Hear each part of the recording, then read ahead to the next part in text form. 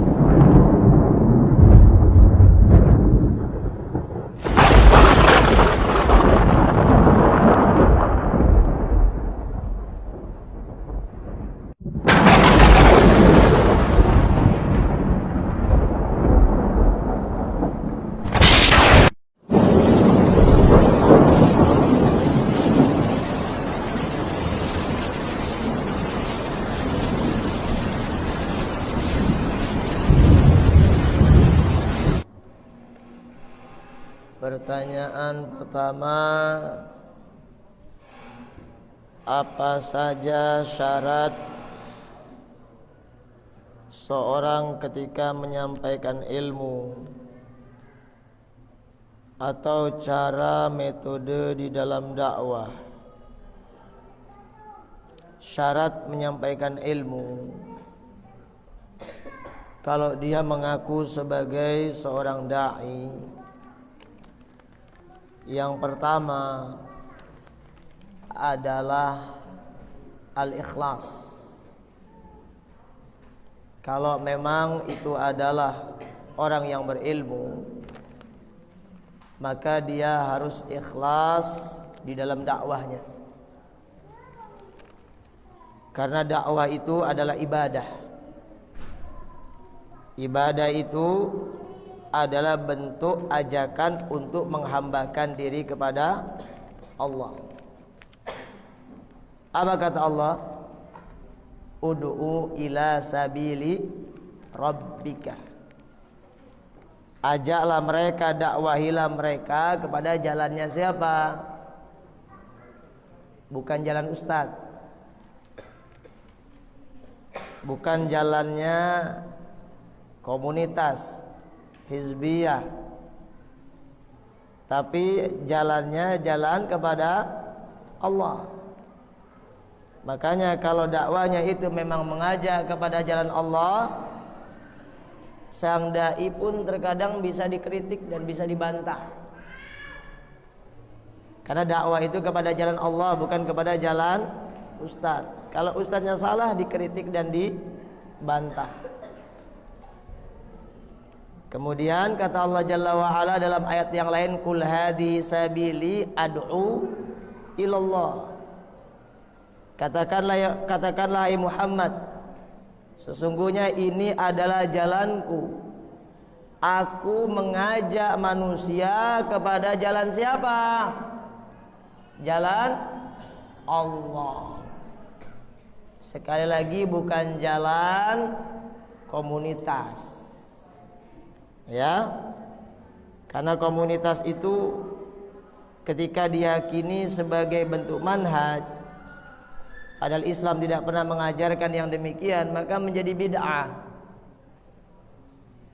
Hizbiyah yang kita diingatkan oleh Allah Jalla wa'ala, wa la takunu minal musyrikin minal ladzina farraqu dinahum wa kanu syi'a. Dan janganlah kalian itu menjadi seperti orang-orang musyrik. Bagaimana cara beragamanya orang-orang musyrik? Minal ladzina farraqu dinahum. Mereka itu hobi memecah belah, membuat sekte-sekte dalam agama. Dan mereka itu hobi syiah, hobi berkelompok-kelompok, hobi membuat sekte-sekte yang tidak pernah diajarkan oleh Allah Jalla wa'ala dan Rasulnya. Apalagi kullu hizbim bima ladaihim farihun. Setiap hizib merasa bangga dengan apa yang ada padanya. Bagaimana bentuk kebanggaannya? Masuk komunitas kami selamat, nggak masuk nggak selamat. Kalau di kota ini yang masuk ke sekte atau komunitas kami salafi, suci, ahlu sunnah wal jamaah. Tapi kalau nggak masuk ke komunitas kami, maka hati-hati darinya. Ya, maka kita katakan ini adalah ucapan yang batil, ucapan yang sesat. Dan ini bukan bentuk dakwah kepada Allah, ya, bukan bentuk ajakan dalam beragama, dakwanya kepada Allah, tapi kepada hizbiyah. Jadi yang pertama ini harus dimiliki seorang dai dalam beragama itu ikhlas. Kemudian yang kedua, dia harus memiliki basirah, kemantapan ilmu, sehingga kalau berbicara itu tidaklah dia berbicara kecuali dibangun di atas hujjah, qala Allah wa qala Rasuluh ala fahmis salaf. Karena kita diajarkan oleh Allah di dalam berislam ini mengetahui ilmu baru ngomong dan beramal. Sebagaimana kata Allah, fa'lam annahu la ilaha illallah. Berilmulah engkau, ketahuilah oleh engkau, sesungguhnya tidak ada sesembahan yang hak kecuali Allah. Kata Allah Jalla wa'ala, kul hadhi sabili ad'u ilallah ala basiratin. Katakanlah hai Muhammad, sesungguhnya aku mengajak manusia kepada jalan Allah dibangun di atas basirah. Makanya dai itu kalau berdakwah jangan terlalu panjang, ngomong-ngomong panjang kalau nggak tahu dalil. Hadisnya satu, syarahnya panjang, lebar, tinggi, yang akhirnya terkadang keluar dari apa yang sudah disyarah oleh para ulama. Dalam mensyarah ilmu juga demikian, mensyarah hadis. Cukupkan dengan apa yang diterangkan oleh ulama, jangan berijtihad sendiri. Apalagi bukan seorang mujtahid. Hasil dari baca apa yang telah diterangkan ulama, itu yang kita bacakan kepada umat. Ya, jangan berani berbicara sesuatu yang kita tidak memiliki ilmu, apalagi nggak ada salafnya, nggak ada pendahulunya.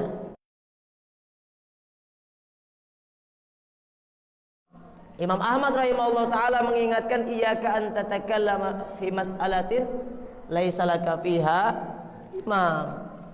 Hindarilah oleh engkau berbicara tentang suatu perkara yang engkau nggak tahu pendahulumu siapa, apalagi tentang perkara besar, tentang siapa ahlus sunnah dan siapa ahlul bid'ah. Nggak sembarangan, karena kejahilan itu bukan memberikan pencerahan kepada umat, tapi justru mewariskan kebutaan kepada umat tentang kebenaran. seorang dai yang berbicara tentang agama dibangun di atas kebodohan, maka potensi merusaknya jauh lebih besar daripada memperbaikinya.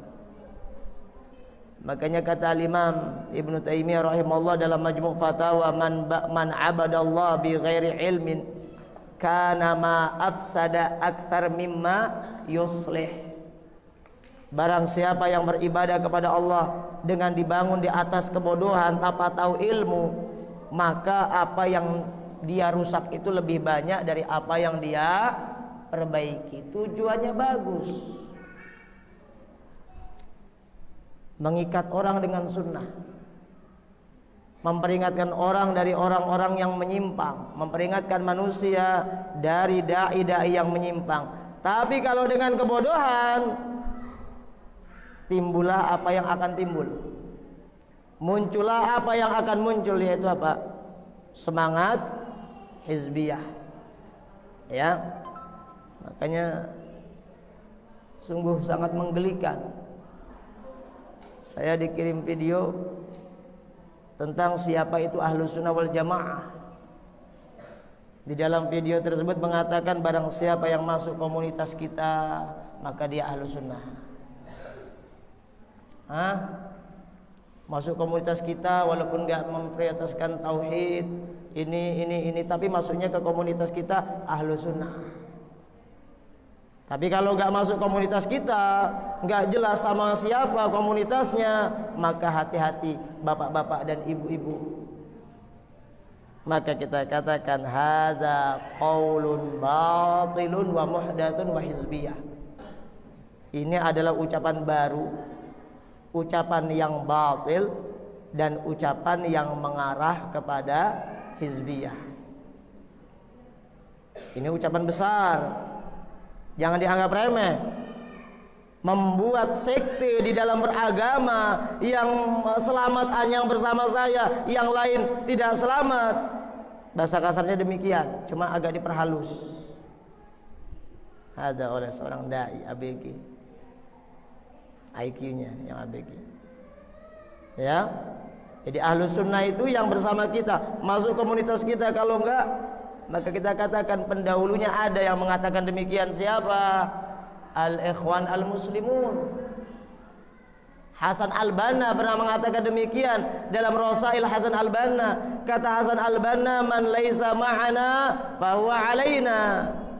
Siapa yang tidak bersama kita maka lawan bagi kita. Kemudian kata Hasan Al-Banna, man lam yu'min bihadzal manhaj falaysa lahu hadzun fil Islam. Barang siapa yang tidak mengikuti manhaj ini, Ikhwanul Muslimin, masuk komunitas Ikhwanul Muslimin, maka dia tidak memiliki bagian di dalam Islam. Berarti ucapan ini sesungguhnya ucapan ikhwaniyah, tapi semi. Walaupun gak tulen, semi Ikhwanul Muslimin. Ya. Nah, maka bagi yang memiliki fasilitas kepada dai tersebut yang mengucapkan itu, sampaikan bahwasanya saya menantang dialog secara ilmiah. Ya, dia harus mempertanggungjawabkan ucapannya di hadapan umat. Bahwasanya kalau masuk komunitas saya maka dia itu Ahlus Sunnah, kalau tidak maka hati-hati. Maka saya tantang dialog secara ilmiah karena ini adalah ucapan yang batil.